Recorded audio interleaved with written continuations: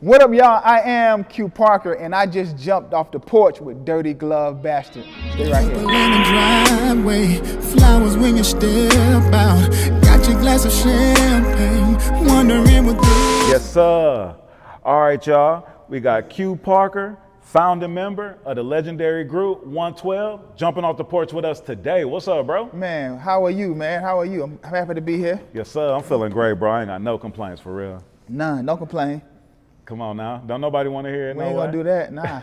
Yes, sir. Man, so it's a pleasure, bro, having you pull up, jump off the porch with us, man. Yeah. And you currently pushing your new single, Beg. Yeah, man. Yeah. So I released Beg, I think it was August of 24. And we just been working it. We just been slow, as I say, slow cooking it. You know, I come from an era where you put out a record and you work it.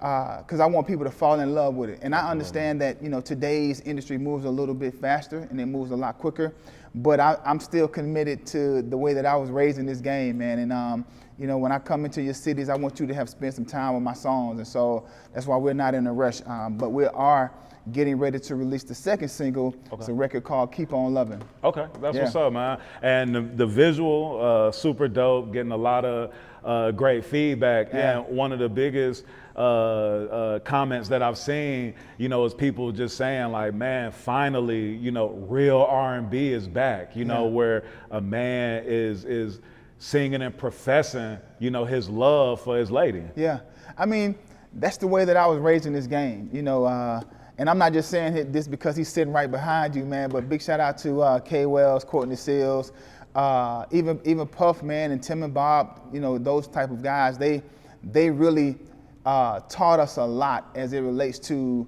just being young and being able to channel our gifts and our talents and really portray a message of love.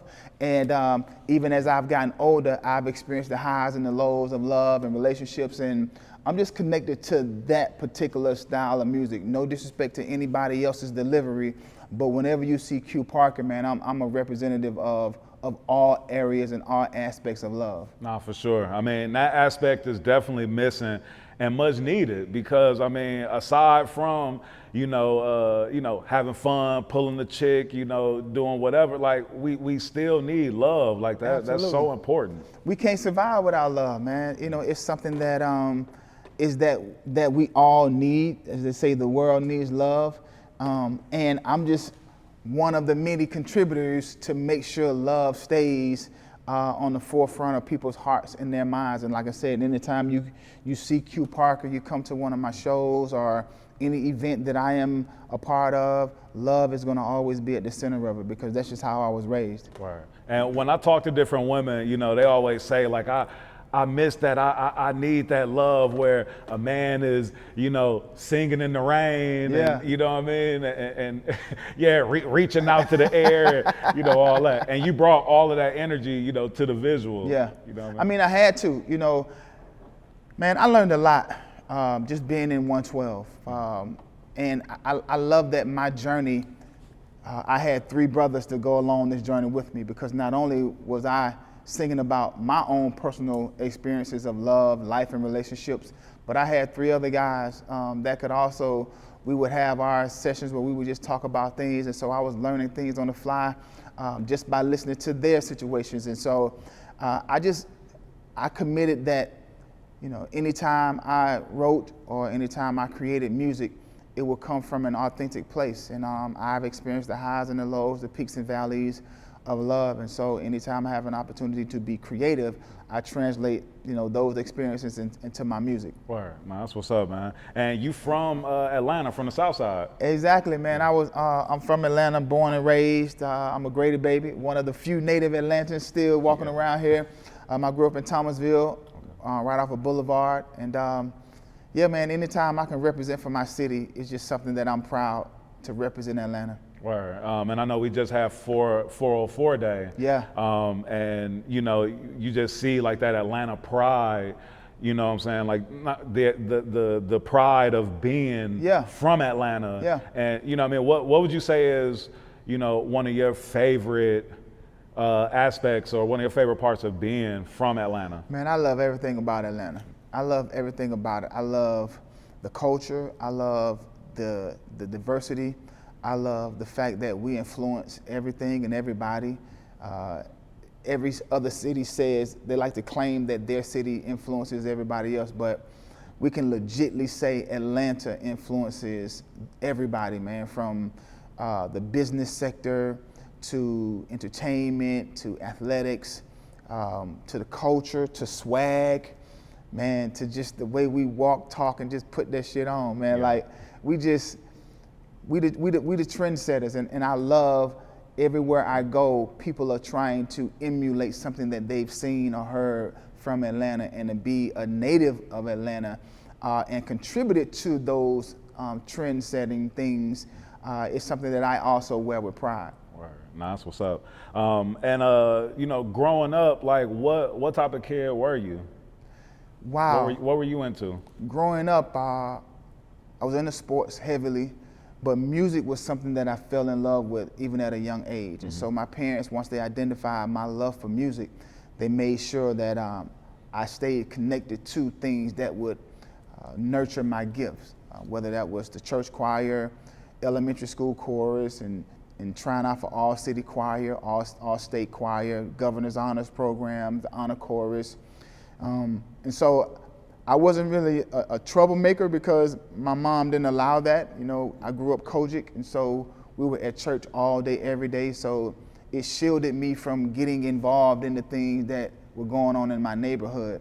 And I'm so grateful that I had that type of an upbringing, because when I look at a lot of my classmates from back then, they chose they made some decisions that were not, you know, befitting for them. And I know that had I not been raised the way that I was raised, I could have gone down some of those same paths that they did. But I'm just grateful that my parents were the type of parents that they were. They kept me in church. They kept me super active. My mother would always tell me, I'll support you in anything that you do as long as you go out here and represent the Parker name well. And I like to say that I did that, because no matter what I did, my parents were there to support me. But yeah, music was just something that I just couldn't shake, even when I didn't think it was cool, even when I didn't think that it was the in thing to do, and I would get ridiculed in elementary school. I had a music teacher, Miss Cynthia Terry, who told me, like, you know, regardless of them laughing at you or trying to join you, stay connected to this music thing, because this music thing is going to take you far. And indeed it did, because I've never worked a job in my life. I got a record deal at 18 years old, and so that's the entertainment industry is the only job I've ever had. And so when she said things like, it'll take me far, it has then indeed taken me across the waters. I've met distinguished people. I've been able to provide a lifestyle for my family for almost 30 years. And so, yeah, man, once I connected to that music thing, I'm glad that I committed to it, and I had people around me to help nurture it, and so that I became serious about it, and look what it has taken me. Word, nah, for sure. True testament of, you know, like discipline. And, you know, when we're growing up and we have these strict parents, my mom was, you know, super strict. If I brought C's in the house, she told me, you better see your way out, you know, like she just was not playing. But, ain't play that. You know, during the time, you looking at it and, you know, you wishing that you could, you know, be with your partners and looking outside and everybody doing all of that, and you can't because mom, that was me. For sure. But then you look, in the, you know, what do they say? In hindsight, you look at it and it's like moms, you know, put you on like the right route, you know. I'm so grateful. I'm so grateful. Nah, for sure. And so I know you mentioned that you were that you were in the sports as well. So you went to George High School, now known as Southwest Atlanta High School. South Atlanta, How did sports also, you know, mold you into, you know, being who you are today?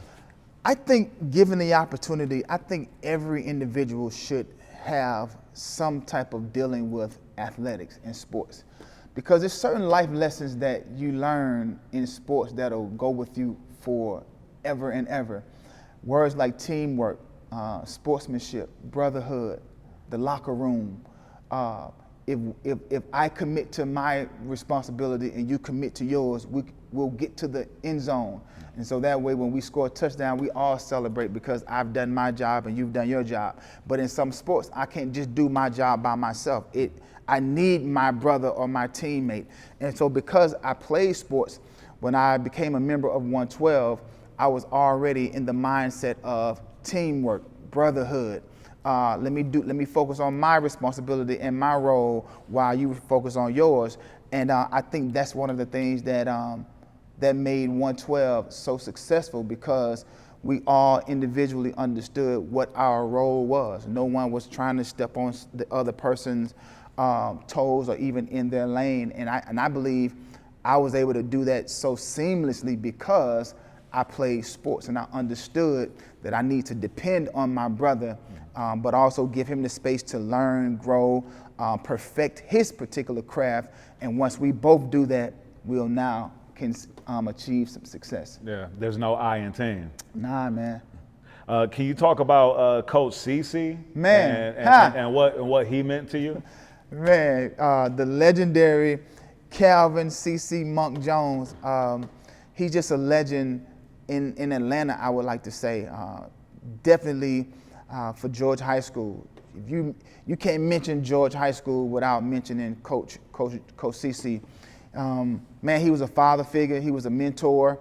Growing up in my household, we didn't have the luxuries. We didn't have excess. My parents worked really, really hard to be able to provide a meal and a roof over our head. And so a lot of the things that I didn't have, I'm grateful that I had a godmother who was able to fill in the gap. But I also had people like Miss Cynthia Terry that I mentioned prior. And then Coach CC was one of those others. Made sure I had what I had, because the one thing that I like to say that they all were synonymous, they all saw something in me that I didn't necessarily see at that time. And I believe the fact that they gave and poured so much into me was because they saw things in me that I didn't see. And so I do believe that had I not gotten a record deal, I would have gone on to play professional sports. I really do believe that. Had a full ride scholarship to Clemson University. It was a partial scholarship, which equal to a full ride. So partial music, partial academics, partial athletics. But I do believe because people like Coach CC and Coach Mangrum, they saw some things in me. They would push me harder than maybe they pushed some of the other children. My chorus teacher did the same thing. And so when I think about those that inspired and influenced me, Coach CC is one of those ones. And I mean, he was tough on me too. Yeah. I mean, tough on me, but I appreciated that because it just made me mentally strong, mentally tough. What sport would you have played professionally if you hadn't gone on to get the record deal? So in high school, I played basketball, football, track, and tennis, but I think at the next level, I would have succeeded best in football. I was a two-way player. I played receiver and cornerback. Basketball, I was a two-guard. Track, I ran the 4x4, 4x1, the 800. I long jumped, and I was okay in tennis. I didn't have enough time to really develop that skill, but I was okay. So you one of those people that is just pretty much good at anything you put your hands on? I wouldn't necessarily say I'm good at anything, but when I do identify that there's something that I'm interested in, I will put forth all of the effort to make sure that I put a good product on the field. Yeah, because I know earlier before we started the interview, you were talking about you were working on your deck and doing, getting your Bob the Builder. Yeah, man. On. So carpentry work is something that I picked up during the pandemic. Just sitting at home. As you know, we all couldn't go anywhere, very limited in how we had access to things. And I just went on YouTube one day, and YouTube University. My uncle is a carpenter, and when I bought the particular house that I'm in now, he finished my basement, and I would just hang out with him and just kind of learn, watching how he would do certain things. And then 8-10 years later, the pandemic comes, and I'm bored, and I go on YouTube. And I just started watching experts cut wood and build couches and decks and stuff. And man, I just started looking around my own house during the pandemic like, you know what? I can fix that. You know what? Let me fix this. I could change that. Let me flip this around. And it has now become a business of mine. I have a construction company, it's just something about manipulating wood, man. And you can get wood to do anything your creativity will tell you to do, man. And it's just something about those. I'm a tool fanatic. Wow. I go in Home Depot, man, and it's just like I'm in a music store, just buying stuff just cause. I don't even need this particular hammer, but one day I'll figure out a way to use it. But yeah, man, I just, if I have an interest in something, I can't help but commit. The way that I was raised won't allow me to quit. Yeah. What's been one of your favorite home improvement projects or just carpentry projects that you've worked on? Building my daughter's deck. Yeah, she had gotten quotes from all of these companies and all of these, and it was out of what she wanted to spend. And I just said, you know what, just buy the material and let me do it. The beauty of the way that I build is I'm still a touring artist, and so I can't just commit to a 2-week project because I'm still going out of town and all of these things. And so my daughter gave me the grace to be able to do it in the time that I needed to do it. And so I built I think it's a 40 by 40 feet deck, which is pretty big. Yeah. And it took me about 2.5 months to do it. But she gave me the grace to do it at my own pace and at my own time. And we now as a family go to my daughter's house, and we have spent so many days. We have precious memories on that deck with my grandbabies now, and so that's a proud moment to have been able to build that for my daughter, and now we share this deck with the entire family, man. That's what's up. Something that you built with your hands. Yeah. That's what's up. Well, and these R&B hands, man. So don't get it twisted. If I reach out for them, they still R&B soft, although I'm building stuff. I can dig it, man. Yo, we trying to extend the porch, so I might call you. Hey, man, let's go. Let's go. Yes, sir. Yes, sir. So, Q, when would you say you jumped off the porch? Man, the very first time I jumped off the porch, I would say was, man, it had to be the first time, I think 112 split. This was about 2008, maybe 9. We had just finished album 4, the Def Jam album. And we got to a point where everybody wanted to just kind of explore their individuality. At that time, we had been together probably like 15 years or so, 20 years, 4 albums, just years and years and years of constantly touring. And when we decided to give ourselves that space, I didn't really know what to do because I'm just so accustomed to the phone always ringing and it's time for us to put on the uniform, let's go out here and get it. And had to spend some time with myself. I had to really push the envelope on some things that I knew I wanted to do, but either were doubtful, super hesitant, and just didn't have the confidence that I could do it. Yeah. And so I would say the first time I jumped off the porch would have been in 2012, releasing my first solo project.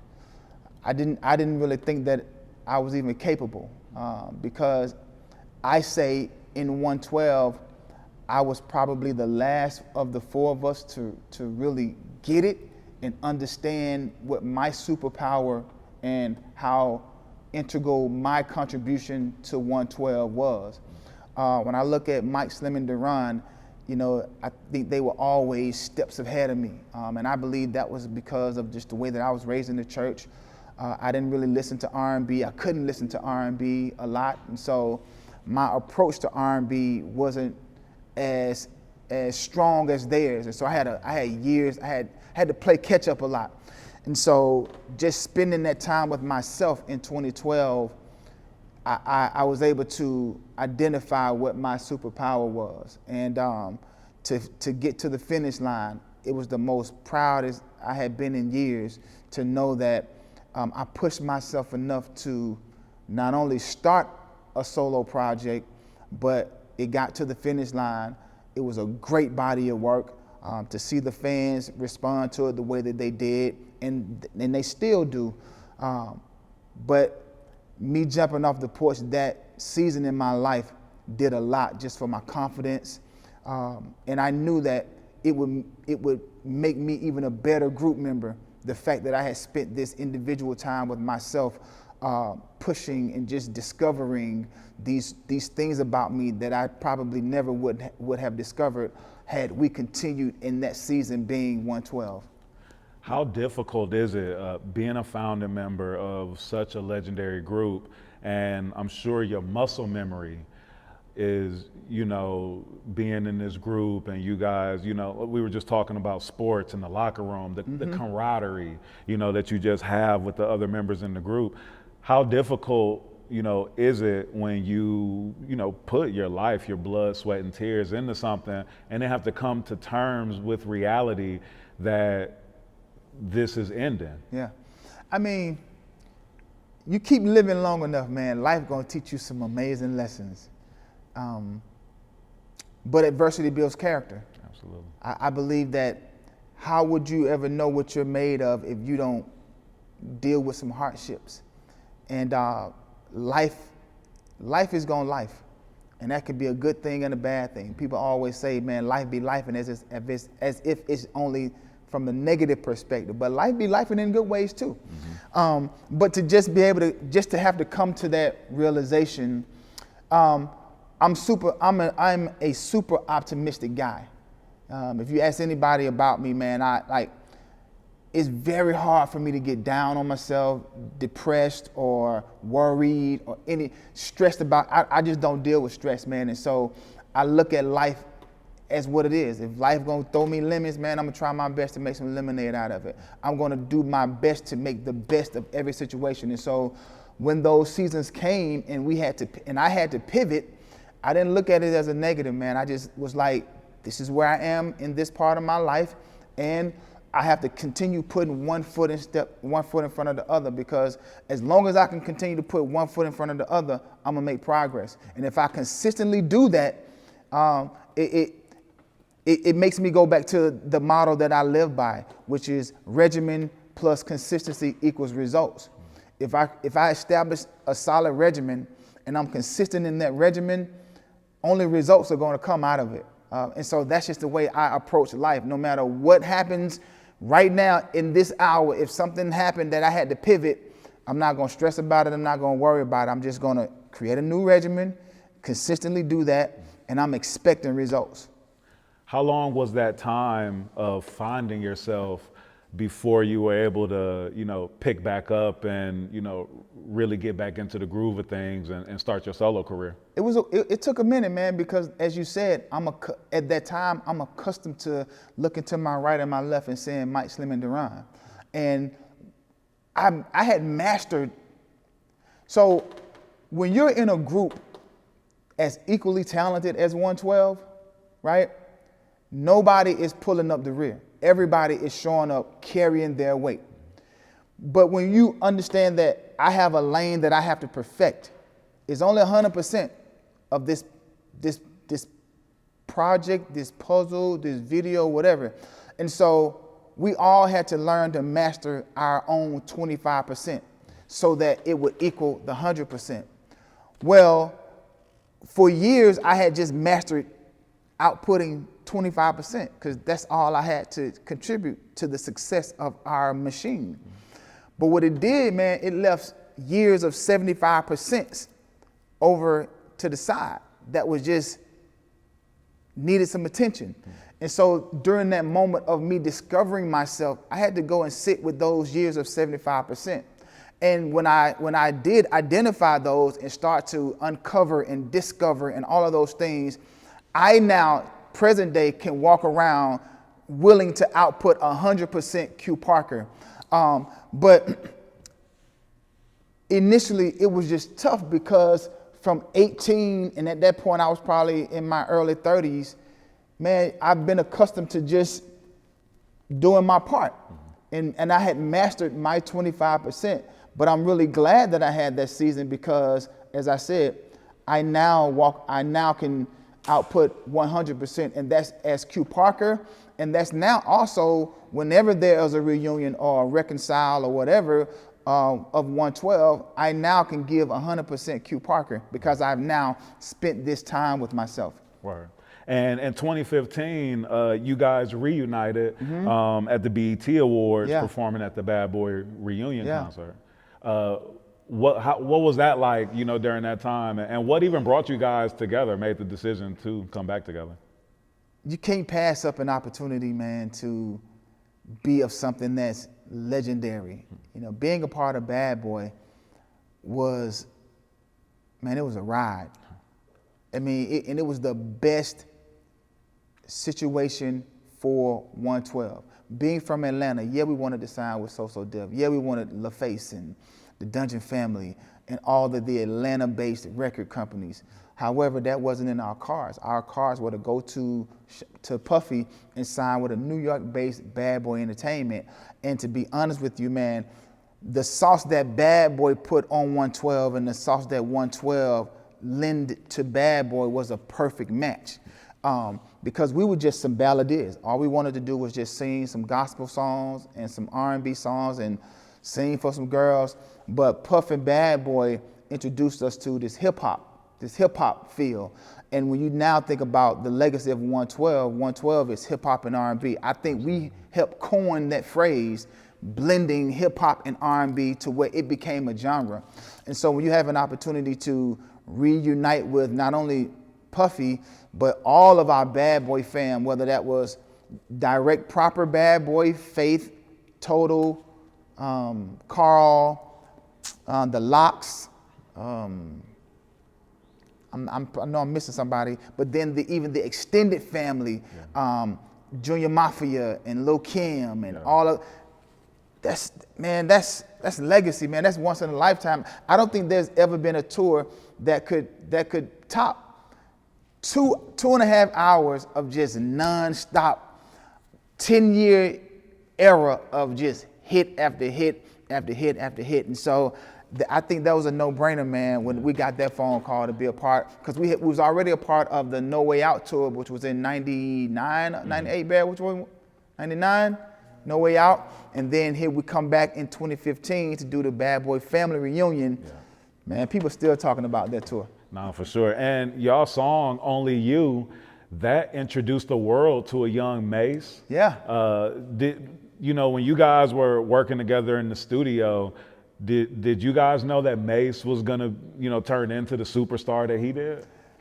I don't think we knew, but I just believe anything that was coming out of Daddy's house and the Bad Boy family, its trajectory had so much upside.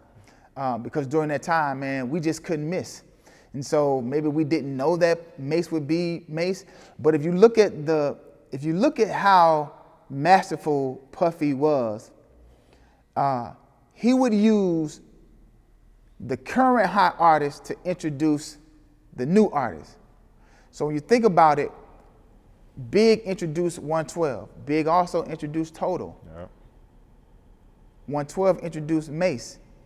Mase probably introduced Carl. Like, it was like one of the dopest way to utilize the family component.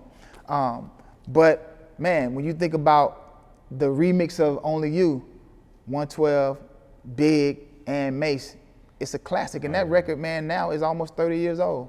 And it still gives you that same feeling. Still stands the test of time. Yeah, absolutely. 30 years old, bro. Nah, that's amazing. Timeless music, yes. You know. So let's take it back, you know, even before Bad Boy. Can you tell me about Forte? Man, Forte, man, was just 4 guys. First of all, it was an acronym, Forever En Route to Excellence. And it was just 4 guys who just wanted it, man. We spent many days rehearsing, watching the video channels, MTV and BET, and watching Boyz II Men and Jodeci and Babyface, and we just wanted it, man. And it would just be so right, man, that God put us in the path of some individuals who wanted it just as bad as we wanted it. And K. Wells, one of the best to do it.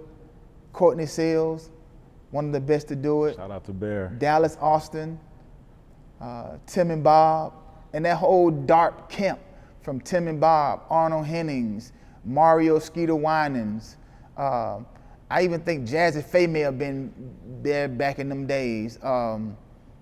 Leslie Brathwaite, who became the engineer to the Stars. Everybody, man, Dallas just had everybody over there. And so to be groomed and artists developed with all of these legends, if you think about all of the people that I just mentioned and just where their career and how their career, like we all was starting, man, we all wanted it. Yeah. And so as we were newbies, a lot of them were just getting into the game as well. And so it's kind of like we were all learning at the same time, but we just all wanted it. Coming in second that wasn't an option. We had to get it. And so if we didn't get the Atlanta-based record deal, we were going to get a record deal. Yeah. And it just so happened that Kevin knew Puff. Puff came down, and man, by that time, man, Kevin and Courtney and Tim and Bob had us every day. We'd go to school, get out of school, go to the studio. We're in the studio all night, going back to school, rehearse, back to school, studio, rehearse, back to school, studio, rehearse. So because of the work that we put in it, I believe we were destined to get an opportunity. And once we got it, man, we were so prepared and we were so ready. Puff would have been foolish to not give us a record deal. And everybody that you just mentioned are all legends. Legends. In the so game. how can we not be legends when we were surrounded by legends? It's inevitable. So at what point did you guys change the name from Forte to 112, and how did that come about? So during the time rapping Forte. Okay, yeah. I think he was Forte, F-O-T-A-Y. And then there was a female group whose name was Forte or something like that. And we just didn't want to get mixed up in that. And so when Puff signed us, the way that we were introduced to Puff was in the parking lot of the Club 112. Okay. And 112 is a landmark for the city of Atlanta. If you go to Atlanta, at that time, it was a Gentleman's Club, Magic City, and Club 112. And we wanted people to identify us with the city of Atlanta, although we were signed to a New York-based record label. And man, we would get so upset because people actually thought we were from New York. And we'd be like, nah, we're from Atlanta. But the reason behind the name was to associate us with the landmark of Atlanta in 112. Right. And then Biggie made it so legendary, Room 112 where the players dwell. Man. Iconic. Iconic, man. Iconic. And what was it like for you guys to get uprooted, from Atlanta, move out to New York, live in Manhattan? Can you tell me? And you guys lived in the heart of Manhattan, man, like 56 and Broadway. The scariest ever. Yeah. Now, mind you, some of us never been anywhere. All we know is Atlanta. And during that time, the world knew 112 as 4 members. But 112 back then was 5 members. And Courtney Seals was the official 5th member because he had a huge responsibility on his hands. Each one of our parents looked him in the face and said, "You better take care of my babies." So not only was he our manager and our chaperone and liaison and our barber, so you look at all them album covers and all those fanzine photo shoots, Bear was cutting our hair. Wow. He could not let our parents down. And even to this day, when my mama sees Bear, she says, "Thank you for taking care of my baby." I'm the youngest of the family. Yeah. And so, going from Atlanta to the Big Apple in the big city of New York, I think all of us were nervous, including Courtney. All of us were nervous. But when we got there, we did everything together. When you saw the 4 of us, you saw him. When you saw him, you saw the 4 of us. And I think during those years, man, our connection grew so crazily because we had to depend on each other. We were surviving off of $245 a week per diem. which half of that was probably gone Thursday afternoon because we got it Thursday morning. So we're gonna go down to the village and buy some shoes or whatever. And then by Saturday, we looking like how much you got left because we forgot to go to the grocery store and buy food. But I mean, and then living 56 in Broadway, the apartment was probably something crazy like maybe 400 square feet. Because you all lived in a 1-bedroom apartment. It was was it 2-bedroom? It was a 1-bedroom and we made it into a 2-bedroom. And so 2 twin beds in each room and Courtney slept on a pull-out couch in like the common living room space. But it was about this big, literally. So 4 grown-ass men surviving about 2 years in that apartment. Then we moved to 53rd and Lexington in like a shotgun apartment, which probably was a little bit bigger. And then I think from there we moved to Columbus Circle. Okay, yeah. But I mean, yeah, man, those were some good years, dude, where I mean, it was just the 5 of us, man. Yeah. It was just the 5 of us. So the Only You video was basically shot like right outside y'all window, because that was right there in Times Square, right in that area. So anytime I go to New York, I have to walk Times Square, man, like specifically that block, because that's like just where it all started. Word. And you guys received a lot of respect, even from the OGs, from your elders early on. I know you guys went on the road to open up for the Isley Brothers. Yeah. What was that experience like? And Ron Isley actually requested for you guys to come out on the road. So one of the dopest things about being signed to Bad Boy and to Puff, our publishing deal went alongside of our record deal. And so at the time, Puffy was the most sought after producer. And so because we were signed to him, a publishing deal with him, anytime he got an opportunity to produce for an artist, we wrote the songs. And so it lended to us having an amazing catalog of credits. But hold on, what was your question again? I was asking, what was it like? The Isley Brothers. Yeah. And so one of these opportunities was working with the Isley Brothers because they hired Puffy to do a remix to one of their songs. Well, we wrote the song, and so during that recording session, we had one-on-one time with Ron Isley, Miss Angela Winbush, and man, they just fell in love with us. They fell in love with us, dude, and they gave us an opportunity to go on their summer tour. And man, it was like a culture shock to us because obviously, the Isley Brothers crowd was a more mature crowd, and we just these hyper energetic teenagers. And at the time, we only had one song, and we had like a 10, 12 minute set, and we sang Only You 4 different ways. We had the original, which was the Casey and the Sunshine Band sample. We had the remix, which was with Mace and Biggie. Stevie J did a slow mix, and we had one more mix. And so we did Only You 4 ways for those 10 minutes, and then we did this medley of songs from artists that inspired us: Brian McKnight, Stevie Wonder, Donny Hathaway, and Babyface. And initially the crowd would be like, "What are these young boys getting ready to do?" But by the time we finished, man, we had gained some seasoned and mature fans by performing every night in front of the Isley Brothers crowd. No, for sure. And what were those Bad Boy studio sessions like? What was the chemistry like being in the studio with so many artists who at the time, a lot of you guys were still new, but legendary, artists in the making. And Big came out and became a legend already. So when I think back to those times of just being at Daddy's house, you didn't know who was gonna walk in the room, whether they were seasoned artists, young up and coming artists. But man, we would just hop from room to room. There was an A room, a B room, and a media room.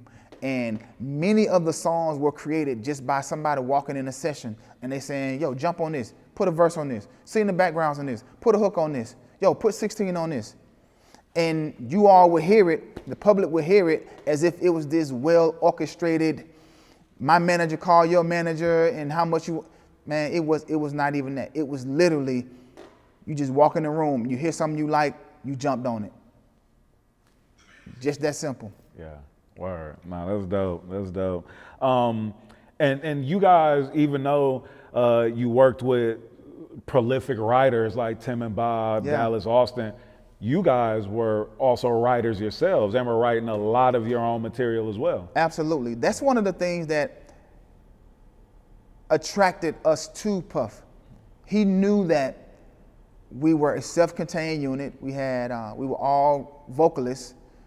We had a producer in the group, in Deron, and we were all songwriters. And a lot of the material that we sang during the audition were original songs. And so he knew that he wasn't just getting, an artist, but he was getting someone that eventually he could just leave in the studio and we'd create what would be, some of our better records. And that's really what happened. The four of us would be in a room.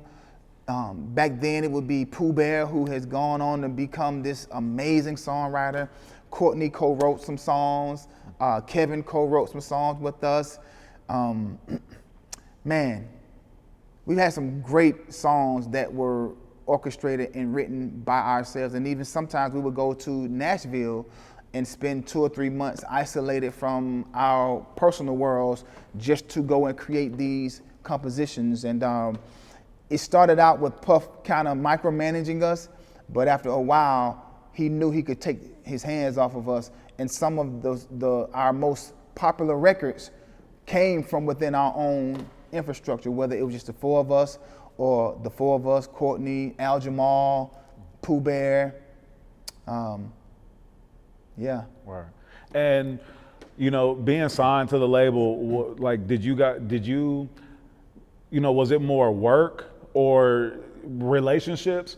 Or like, did you also, build friendships, personal relationships, with some of the label mates, Faith, Biggie? One of the things that I'm most proud of, just as an individual, is I still have great relationships with all of those, all of my former label mates. They are truly family. I talk to Faith regularly. I talk to Mace regularly. I talk to Carl Thomas regularly. Right. And so I like to be in that space, because one of the things that we learned early on through media training was the importance of relationships. And I personally value that, even to the point now that I'm currently releasing music and there are program directors that are still in positions from when we were in positions. But when I walk through there with a new Q Parker record, we can reminisce over the years because we've maintained a level of communication throughout the years, even when I didn't have new music out. And so when I do release new music, it's not like an ask is like far-fetched. Nah, we are truly legit friends. And I think that's just a testament to the way that we were developed as artists back in those days, from our management and just from being media trained, man. Deanna Williams, shout out to Deanna Williams, who was our media coach back then. I still apply a lot of the teachings that she taught me and my brothers, and since I was 18. Right. And do you remember where you were at when Biggie was in LA and got murdered? Yeah, man. The night Big was murdered, Soul Train Awards in LA. And 112 was on the awards presenting, I forget the category, but the four of us, Keith Sweat and Big, were announcing a category. And I'll never forget, behind stage, Big was just like, yo, man, I gotta get out of here. Something don't feel right. And Big was normally laughing. He was the jokester of the room, always cracking jokes. And I remember before they say, all right, we're coming out of commercial in 5, 4, Big is on stage saying, yo, I need to get out of here. Like, something just don't feel right. So we announced the category, and 112, one thing about the 12, man, we worked. If there are 365 days in a year, we probably worked 300 of those 365. Like, we worked. I mean, big shows, backyard barbecue, mom and them house. If they had a microphone, we was performing. And so the next day we had a show in, I think, Charlotte or Greensboro, somewhere in North Carolina. And so that meant after the show, we caught the red eye from LA back to the East Coast, which I know had we not had that show, we probably would have gone to the after party with our label mates. Yeah. I guess he was murdered while we were in flight or during the time we landed. No, we landed to Charlotte, slept. We were awakened by the news, whether it was a TV or text messages or whatever, saying that Big had been killed. And so it was really like a shock for us all, because it's one of those things where, like, man, we were just like 8 hours ago, we was just with, and now you're starting to play back. He was saying, like, I need to leave because something didn't feel right, this, that, and the third. Or, man, we would have been there, maybe we would have, who knows what would happen, but we probably would have been there. But to get to Charlotte and hear the news, man, it was just heartbreaking, because out of all of the family members of Bad Boy, man, we had a lot of history and memories with Big, from, you know, being the ultimate big brother. He would treat us just like any big brother would. You know, early in them days, man, we didn't have a lot of money, we didn't have a lot of clothes, we didn't have a lot of anything. And Big, being the seasoned big brother of the label, man, he would give us $100 bills. And that sounds so small now, but when you don't have any money in your pocket because you done spent all your per diem and it's Saturday and you don't get it again until Thursday, to give you $100 bills to ask if we needed clothes, because we from Atlanta, so we don't have big goose down coats, and like, he would make sure we had coats. And y'all hungry, man, put their food on my room. Or, you know, we walk into the studio session and Puff would just be on one and said, I don't like that, I don't like that. And Big would say, hey, yo, leave them boys alone, man. You signed them because they dope, right? Well, let them be dope. Leave them alone. Give them the space to be creative. Like, it's those things, man, like, that would flash back in your mind during the time of losing somebody that special. And so, yeah, he laced us on the first single, but my memories of Big far go beyond him rapping 16 bars and introducing us to the world. It's those moments of just looking out for your little brothers that I always remember, and those are my fondest memories of him. Word. And it makes you cherish people, man, even more, and understand like how short life could be, because he was so young. Man, so young. And then to sing at his homegoing service. Man. Yeah, and then you guys also were featured on I'll Be Missing You. Yeah. So it's like, one of the things I'm the most proud of, right? I'm really big on legacy. And especially now, I have grandchildren. And I'm proud of the fact that when my grandchildren grow, and even my children now, their dad and their grandfather will forever be tied to the legacy of hip hop and R&B as a genre and as just a contributor to the music. Because you can't mention hip hop and R&B without mentioning how Bad Boy took over for them 10 years from 94 to 04. Absolutely. You can't mention Bad Boy without mentioning Biggie Smalls. You can't mention Bad Boy without mentioning 112 and our contribution. And so when they talking about the legacy, you're gonna always say Q Parker in 112 name. And a lot of that has to do with just the fact that we are married to Biggie, even if we don't want to. We're married to our big brother by the way he loved on us. Every album, Room 112, my 112 CD blast, I was Plaz. He always mentioned 112 in his records, and then we always sang hooks on his records. And so some of his biggest songs features 112. Yeah. Some of one of our biggest songs featured him. One of his biggest songs was produced by Duran. Like, so when you're telling the story, like I said, I'm just super proud that I'm forever etched in the history books, man. You can't talk about the legacy of the culture of and the evolution of black music without mentioning 112. Absolutely. And, you know, to your point of, you know, saying, you know, hip hop, the term hip hop and R&B and that being a thing, I mean, that was coming after like the whole New Jack Swing wave and everything. And you guys were a group that helped to sort of like change the sound, you know, and introduce a new vibe, a new sound, you know. I don't think anybody did it better, man, to be honest with you. And you know, once the genre hip hop and R&B started grabbing legs, people did it well. Yeah. But I don't think, man, anybody, you'd have to really prove to me somebody that did hip hop and R&B better than 112. And especially for how long and how consistent you guys were able to do it. Because you could name other groups that were impactful, but they may not have had the longevity, the consistency. When you think about just the angelic voices, the harmonies, the vocals, the songs, perspective from a lyrical standpoint, and then just over these hard-hitting, grimy hip-hop, And you guys forever have one of the favorite wedding songs, prom songs, Cupid. Yeah. Like that song is forever embedded, you know, in the culture, just in our lives. What was it like recording that song? Man, another record, Cupid, another record that is almost 30 years old. And it's just, it's amazing, and it's so rewarding, and it just gives me a good feeling to know that such an iconic record I get to share it with my brothers. And you know, all of those that contributed to that particular song, from Arnold Hennings to Courtney Seals, Mike Slim and Duran. I even sampled our own song when I released my 2012 manual album. I remade Cupid.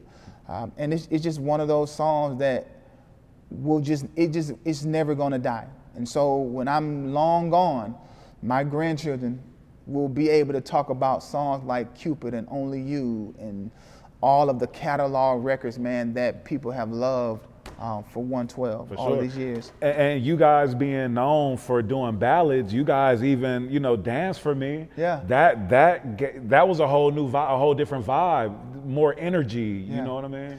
One of the things that I love also is we were best known for up-tempos, but best loved for the content that was on the albums. Yeah. Because initially we were just balladeers. We wanted to just sing ballads and all of that.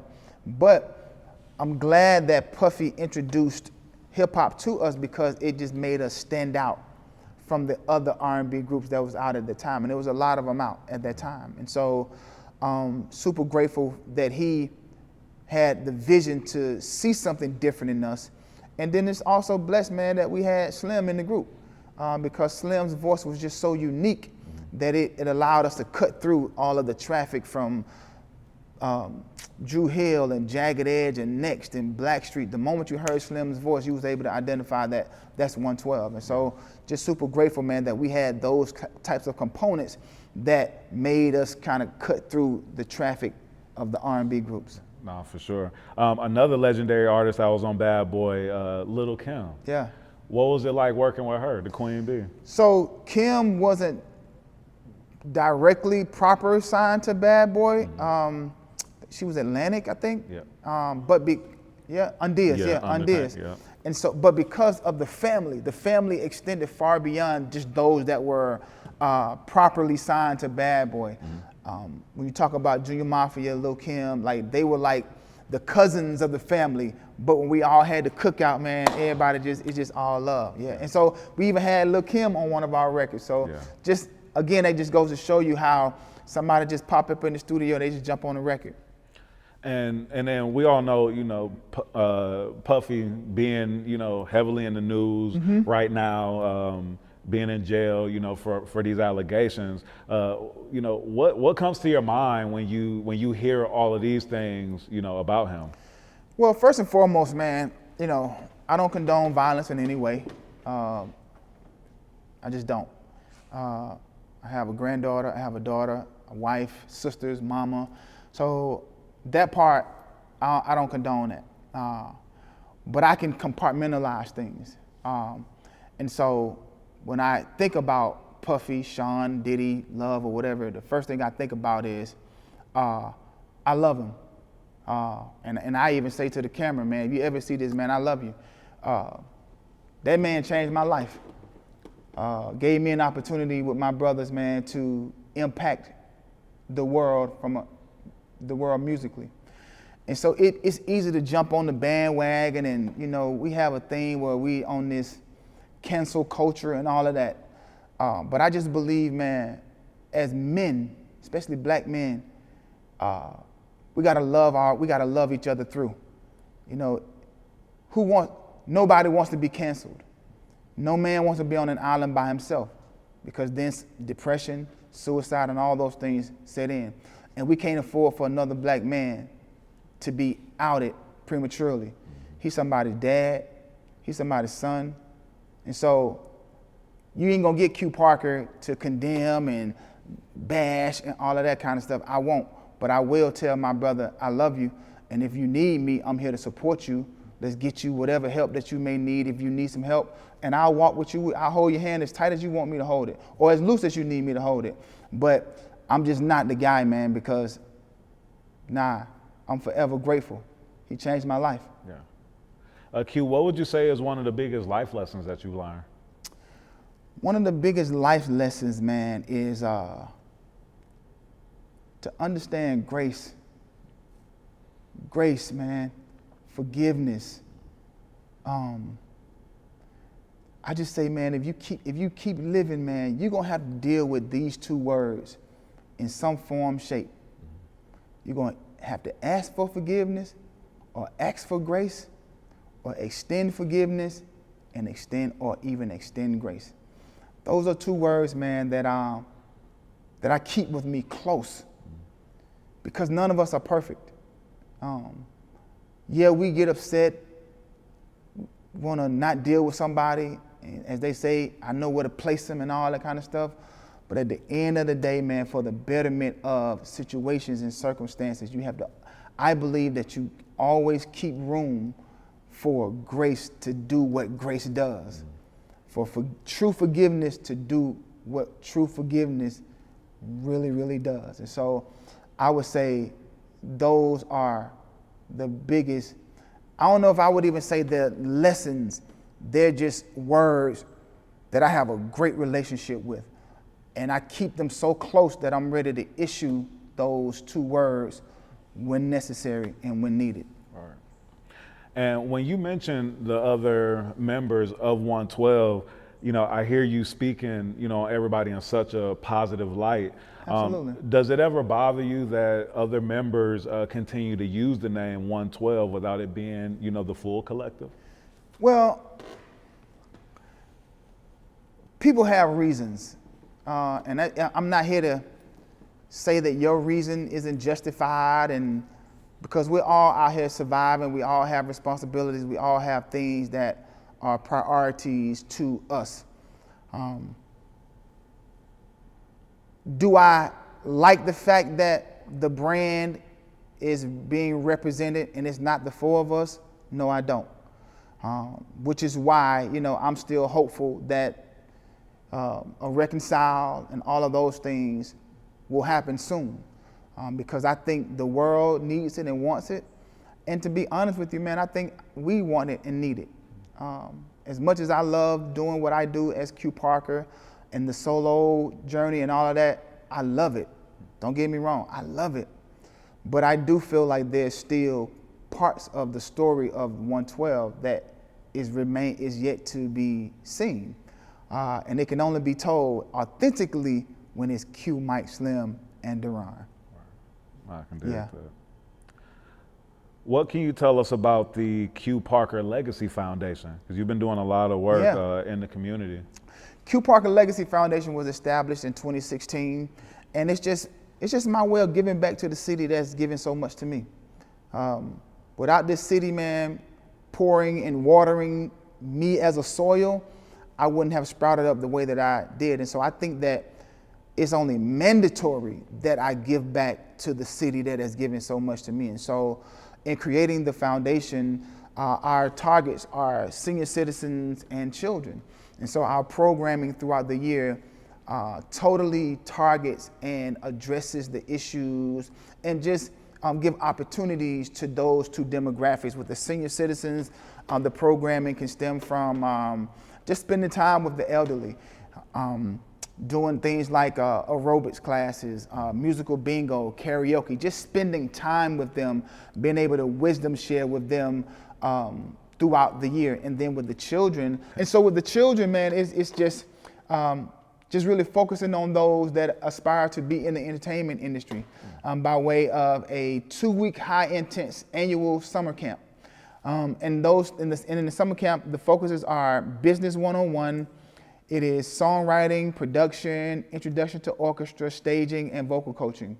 And then throughout the year, we do one-day retreats, whether it's songwriting, production, staging, media training, just making sure that if they're going to enter into this industry, they have a proper basic understanding of how to navigate it proper. Like just even understand, yeah, we're gonna nurture your gift, but we also wanna make sure you're educated and you have the information on the business side, understanding certain terminology, royalties, licensing, copywriting, sunset clauses, and all of those things, so you have a basic understanding of how to navigate properly in the game. Right. So, and that aspect of it is so important. Man, super. And especially, I mean, I feel like even more now because, you know, the music industry is more DIY. Yeah. You know, you don't really have to be signed to a label to make millions of dollars. You don't, man. You know? And so it's so important for up and coming artists, managers, PRs, you know, all of that to have more education about the game and about the business. Absolutely, especially with streaming and the DSPs and all of those things, like even YouTube and how to monetize it. Like you have to know how to navigate properly in today's version, but still know the foundation of yesterday's industry, because a lot of those still apply today, but just kind of having a hybrid approach of what was and what is, and kind of making what your mix will be. For you, was that an easy transition or an easy, you know, understanding of the game that you came into to what we're in now? Man, no, it wasn't. And I love the fact that today's generation are pulling from my generation by way of the samples and their approach to the songs musically. But I also believe that as a seasoned artist, I'm also pulling from their generation too. Absolutely. Because, man, it's not easy just getting the algorithm and the understanding of how to market and promote yourself. TikTok, IG, Facebook, Twitter, YouTube. Man, it's a lot, bruh. Yeah. And a lot of my peers are, a lot of them run from the way that today's industry works. And so as much as the new generation is pulling from my generation, I'm using what I know and pulling from their generation by incorporating them into my Q Parker world to assist me in helping me go at the speed I need to go, especially now with me putting out new records, and me being a fully independent artist. I have to be able to be in tune with the trends and all of these things. And so, man, I just get some youngins with me, and hey, they keep me up on it. It's true, each one teach one. Yes. It has to be. Yeah. You know what I mean? And you also play a pivotal role in Brothers United of Atlanta. Yeah. And that's a collective focused on uplifting Black men through mentorship. Can you speak to that? Brothers United was also established in 2016. Just understanding, man, that men need support that sometimes only men can give. I truly believe in male-to-male affirmation. I think that it's something that we can't survive without, because no one understands the plight and the journey of a man like a man. Absolutely. And so, yeah, I love when my wife says, baby, you can do it. Great job. You did that. I love that. It hits right where it needs to hit. But when my brother says that, it just hits differently, man, because he knows what it was like to get up carrying all this weight, but still performing and excelling in something and achieving something in order for you to be recognized. So when he says, good job, it just means something different, man. And so I wanted to create a safe space where men can come together and just bond, man. We break bread once a month. And then every Monday morning we do a prayer meditation call via Zoom. And again, like I said, it's just a space where men can just do fellowship and do fellowship. Nah, that's real. That's real. And I know before the interview, I was telling you about my weight loss journey and getting on my whole health as well vibe. And you're a passionate advocate of wellness and holistic. What would you call it? Like just the lifestyle, man. Like one thing I'm not gonna compromise is how I treat my body and how I treat myself. I'm a huge advocate of self-care. I make sure when I'm putting my weekly calendar together, no matter what I have to do as Q Parker, the artist, it's not gonna compromise me going to yoga, going to the gym, going to the trail, getting on my bike, getting facials, getting manicures, getting massages. I do that religiously. I don't play about that. And you know, I don't do alcohol. I never smoked anything. I drink a lot of water because I wanna be a very aware, coherent, know what the freak is going on 90-year-old. I want to be driving at 90. I want to still be mobile at 90. I'm going to live, barring something catastrophic happen to me, I'm going to see 90, 95 years old in a healthy way because of the things that I'm choosing to do in my late 40s. I'll be 50 next year. Word. And so still looking like how you was looking in the Peaches and Cream Man, video. I appreciate that, man. One of my mentors told me, he said, when you're born, you look like your parents. When you die, you look like your choices. It's because of the choices that we are deciding that kind of dictates the lifestyle that we're going to live. And so I'm doing my best to choose to live a healthy lifestyle so that I can continue to output in a positive way. Word. Man, that's what's up, man. And what are you currently working on and have coming up that you're excited about? I'm really excited about this new EP that I'll be dropping in the fall.